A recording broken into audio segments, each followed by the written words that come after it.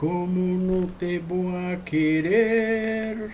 ¿Cómo no te voy a creer si me das tantos motivos para agradecerte, para ser feliz? Hola amigos y amigas, muy buenos días. Me encanta nuevamente estar acá con ustedes. Muchas gracias por el tiempo que me dedican. Espero que en algo les pueda compartir para aportarles ojalá algo a su vida. Gracias por darme la oportunidad de compartir todas estas maravillosas bendiciones que Dios me ha regalado y espero que en algo les sean de utilidad a ustedes. Continuando con lo que habíamos pasado del mes pasado, de la video pasado, de hablar de los errores, los sufrimientos, los fracasos, pero cómo a través de la vida, gracias a Dios, los he convertido en experiencias, en enseñanza y en crecimiento.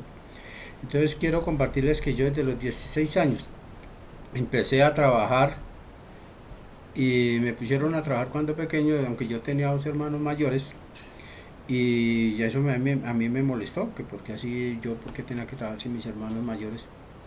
Eh, Era para ayudar a cubrir las necesidades que yo tengo, que había en la familia. Hoy le doy gracias a Dios.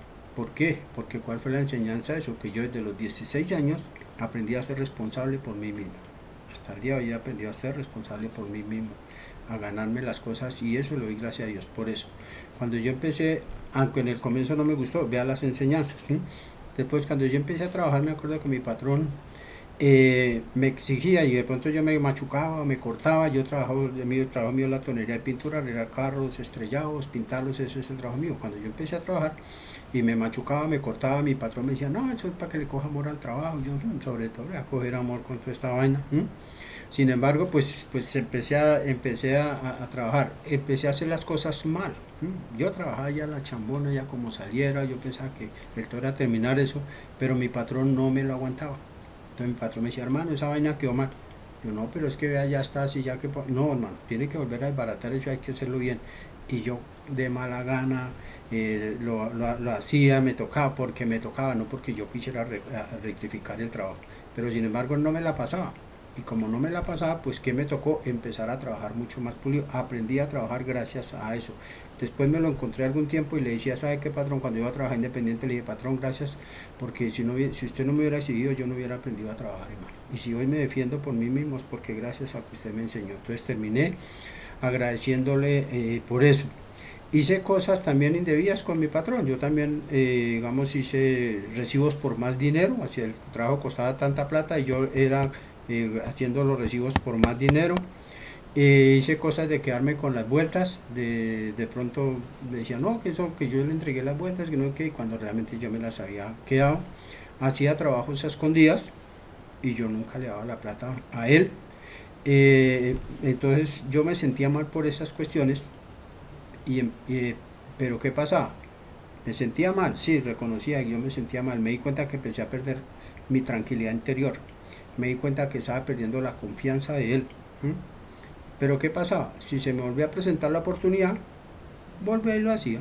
¿Por qué? Porque yo, eso es de vivos, que más adelante, años después, le doy gracias a Dios porque en mi proceso espiritual hay una parte que me pide que esté dispuesto a reconocer los errores y hay una parte que dice que esto es el paso que separa a los hombres de los muchachos, y ese día yo entendí todas estas partes. ¿Por qué? Porque yo como muchacho, ¿cuál es el proceso de muchacho? Yo cometo el error, reconozco que cometí el error, hago el inventario, veo el error, pero no estoy dispuesto a cambiar. Simplemente reconocerlo, sí, me equivoqué, hermano, en barra, pero no hago nada por cambiar. El hombre es el que hace el inventario, ve el error y está dispuesto a cambiar. Entonces empecé a estar dispuesto a cambiar. Entonces hoy le agradezco a eso porque ahí aprendí a hacer eso. Tuve muchas irresponsabilidades, sobre todo cuando empecé a consumir alcohol. Yo empecé a consumir alcohol, digamos, casi como a los 2 o 3 meses de haber empezado a trabajar. Y cometí las irresponsabilidades en lo personal, en lo familiar. Hubo muchas cuestiones. Por ejemplo, algún día mi hermana me dijo que si tenía 100 pesos para el almuerzo de un sábado, yo tenía 1.500 pesos en el bolsillo. Yo le dije, no, yo no tengo plata, ¿qué quiere que haga? Y no le di plata. Al otro día, ese día me fui a beber, jugué tejo, jugué rana, jugué billar, me tiré toda la plata. Cuando al otro día me desperté, ese remordimiento, ese sentimiento de culpa tan tenaz, de decir, ¿cómo es posible, Dios mío, que yo me gasto 1.500 pesos bebiendo? y niego 100 pesos en la casa que es para comida. Yo dije, esta cosa yo no la vuelvo a hacer. Y desde ahí aprendí, así fue por solo como lavarme las manos, dejar algo de dinero en la casa, ¿sí? De pronto no compartí mucho con mis hermanos, de pronto nunca les di el valor, siempre los he valorado, pero no digamos en la forma en que hoy valoro a la familia, ¿sí? Un amor mucho más real y mucho más concreto, ¿sí? Yo nunca entendí el daño que les causaba a ellos, de pronto me decían, ay, pues acuéstese que sabe que estoy tomando, luego es que cuando de pronto yo dejé de beber y veía a mi hermano que no llegaba a la casa y veía algún problema en la tienda, algo, entendí lo que yo hacía sufrir a mis hermanas. Pero yo en esa época, yo no lo entendía, yo estaba disfrutando mi vida, y mi egoísmo no me permitía ver nada más que eso, ¿sí? En lo social yo me he dado cuenta también el daño que estaba causando, porque yo era muy cansón borracho, de pronto no era tan problemático, pero sí era cansón. Y era un borracho muy ruidoso, eso de escuchar música a todo volumen, de hablar duro para que la gente me ponga cuidado, ¿sí? Entonces queriendo siempre llamar la atención o demostrar una felicidad que ni sentía ni tenía. Pero se siente ese querer hablar, querer compartir, querer decir. Y o sea que si hoy en día ustedes ven a un borracho así, cansón, ruidoso, todo eso, así era yo, igualitico era yo, ¿sí? Yo no entendí realmente estas cosas que me pasaban. Algún día escuché una historia de un niño que está con el abuelo y entonces se escuchan un ruido a lo lejos. Y le dice el niño, abuelito, ¿qué suena? Y le dice el abuelo, le dice, hijo, es una carreta. Y le dice, ¿viene vacía o viene llena?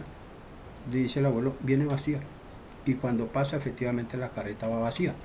Entonces le dice el niño al abuelo, le dice, abuelito, ¿y tú por qué sabías que venía vacía? Le dijo, hijo, porque es que las cosas cuando van vacías hacen mucho ruido. Y me di cuenta que eso me sucedía a mí, yo hacía mucho ruido por el vacío que había en mi interior, ¿sí? Yo en esa época no lo entendía, pero después fui aprendiendo todas esas lecciones, aunque tampoco vivo desagradecido con haber bebido, con haber embarrado, porque aún en la borrachera siempre ese espíritu de querer aprender de los errores me sirvió muchísimo. Por ejemplo, tuve un amigo, un día tuvimos una pelea con otro amigo, entonces estábamos los dos disgustados y él estaba tomando por allá a un lado y yo estaba acá.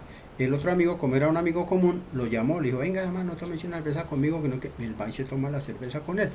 Cuando empiezan allá a reírse y a sentirse bien, y yo los veía llenos de envidia y de frustración y como de egoísmo, y entonces lo llamé. Le dije, venga hermano, no tome con ese hermano que yo estoy peleando con él, que no sé qué. Como él era amigo en común, a mí nunca se me olvidará la respuesta que él me dio. Llegó y me dijo, ¿sabe qué, hermano? Si usted tiene un problema con Pedro, es usted, hermano. Yo no tengo ningún problema con Pedro, hermano. Y usted a mí no me puede poner a escoger, hermano, porque es que usted es mi amigo y Pedro también. Ese día ese amigo me quedó callado, ¿sí? Me dejó callado ese día. Pero ¿qué fue lo magnífico de eso? Que yo desde ese día aprendí que yo nunca puedo poner a una persona a escoger. Yo no puedo decirle a mi esposa es que es su papá o soy yo. No puedo decirle a mi hija es que es su novio o soy yo, ¿sí?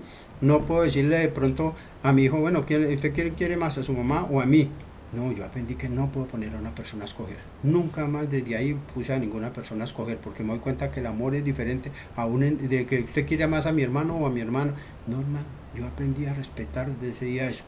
Otra demostración fue en otra borrachera también. Yo llegué a ver a hablar de que no, eso estuvimos comiendo carne de cerdo y estuvimos comiendo gallina y estuvimos no sé qué. Y entonces un día ese mismo amigo, por eso dicen que si usted no tiene un amigo que le diga la verdad, busque un enemigo que se la diga. Yo gracias a Dios tuve ese amigo que me decía la verdad. Y entonces él llegó y me dijo, ¿sabe qué, hermano? ¿Por qué no se va por allá donde se la pasa comiendo a medio marrano entero, hermano? Déjenos tranquilos. Yo ese día me di cuenta, yo por qué digo estas cosas, por qué hago esto, porque yo quiero como demostrar, quiero que la gente se dé cuenta, pero realmente no estoy sintiendo eso. A mí me importa más que los demás crean que soy feliz, que realmente preocuparme yo por aprender a ser feliz, ¿sí? Un día encontré una cuestión que me ayudó a entender que eso se llama soledad. Soledad era lo que yo tenía, por eso era tan ruidoso, por eso quería llamar la atención y todo eso. Y encontré un poema de Khalil Gibran que me ayudó enormemente a empezar a trabajar donde tenía que trabajar, en mi interior. El poema dice, vosotros conversáis cuando dejad de estar en paz con vuestros pensamientos y vuestro corazón. Por eso buscáis a los habladores, pues ellos te permiten vivir en vuestros labios y no en vuestro corazón. Yo decía, claro, yo siempre he querido vivir de dientes para afuera, pero no vivir de acuerdo con mi conciencia, ¿sí?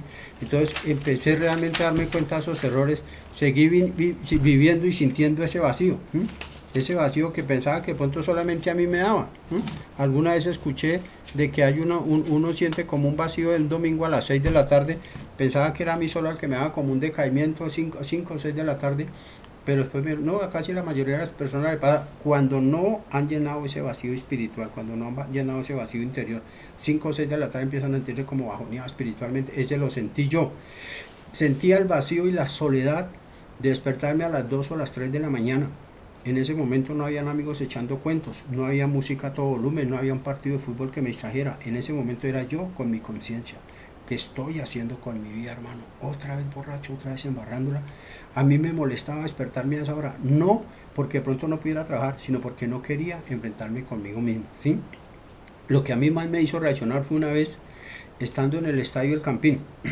Sí, no, para no herir susceptibilidades no les voy a decir de qué equipo soy hincha ni nada, simplemente les doy una pista. Es un equipo de Bogotá que tiene el uniforme azul y blanco. Entonces, estaba en el estadio El Campín, 6 amigos, 3 botas llenas de trago, 45.000 personas alrededor y yo me sentía solo estando en ese estadio El Campín. Sí. Muchas veces en fiestas también me llegué a sentir solo y miraba a la gente, pero ¿por qué todo el mundo es feliz? ¿Yo por qué no soy feliz? ¿Sí? Y yo no entendía realmente qué era lo que me pasaba. ¿Sí? ¿Eso a qué me llevaba? A tratar de comprar o mendigar amor. Cuando los amigos decían, venga, toma otra vez, hermano, no tengo plata, ¿quién le está pidiendo plata, hermano? Venga, acompáñeme, hermano, que no quiere así. A comprar o a mendigar compañía, porque tenía un vacío que no quería y no sabía ni siquiera que sentía. Es que lo peor es eso, que ni siquiera sabía que sentía ese vacío, que existía, porque yo trataba siempre de ignorarlo y apapullarlo, de no ponerle cuidado a eso, de escapar de esa situación, ¿sí? Por eso siempre en una manera de escapar era preocupándome mucho por el futuro o pensando mucho en el pasado, vivir en el futuro o en el pasado para no enfrentar ni vivir en el aquí y en el ahora. Creo que una de las cosas que le muestra a uno la soledad es cuando no aprendo a vivir en el aquí y en el ahora. Esta es mi circunstancia y esto es lo que estoy viviendo y este es el momento, ¿sí? Porque yo como no tenía que era consciente de esa situación, entonces siempre quise hacer eso, ¿sí? Por eso creía que el tener era el que iba a llenar esa sensación de vacío, ¿sí? Y esa me lleva a otro problema. Como tengo un vacío interior, quiero llenarlo, entonces trato de tener cosas. O me consigo una persona que así no la quiera, pero sencillamente empiezo a supuestamente querer a una persona, pero no la quiero, sino que empiezo a crear una sensación de dependencia o de exigencia hacia esa persona. Y eso me hace vivir mal. Eso hace que siga viviendo esa sensación de soledad interior, ¿sí? Empiezo a llenarme de pronto de tratar de llenarme de cosas exteriores, a ver si de pronto eso me llenaba el vacío. Alguna vez un gran amigo, un guía espiritual me hacía este dibujo y me decía, vea hermano, ese vacío, este huequito que está acá, me decía, eso es un vacío que todo ser humano tiene. Mientras usted no llene ese vacío, usted puede estar bien alrededor, usted puede tener casas, carros, fincas, paseos, viajes, lujos, lo que sea, pero mientras usted tenga ese vacío interior, usted no va a encontrar su tranquilidad, ¿sí? Tiene que empezar a llenar ese vacío interior, ¿sí? Y yo, ¿por qué nunca lo pude llenar? Porque quise llenarlo con cosas exteriores y podía tener todo lo exterior, pero había ese vacío interior. Cuando entendí que yo tenía que trabajar en llenar ese vacío interior, fue cuando empecé realmente a trabajar donde tenía que trabajar, en mi interior. Es decir, yo tengo que trabajar en eso, porque empecé a darme cuenta de lo siguiente, que la verdadera soledad no es estar solo, la verdadera soledad es sentirse uno solo. Y cuando uno vive tratando de llamar la atención, es una demostración de que uno no está viviendo bien en su vida interior, ¿sí? Por eso cuando me decía, entonces, ¿qué pasa con ese vacío interior? Ese vacío interior, ¿yo y cómo lo interpreto? Ese vacío interior es el espacio que se reserva el fabricante. Entonces, ¿qué pasa? Por ejemplo, cuando uno prende un computador, prende un celular, prende un televisor, ¿qué es lo primero que aparece? La marca del fabricante. El fabricante se reservó ese derecho, ¿sí? Porque él es el fabricante.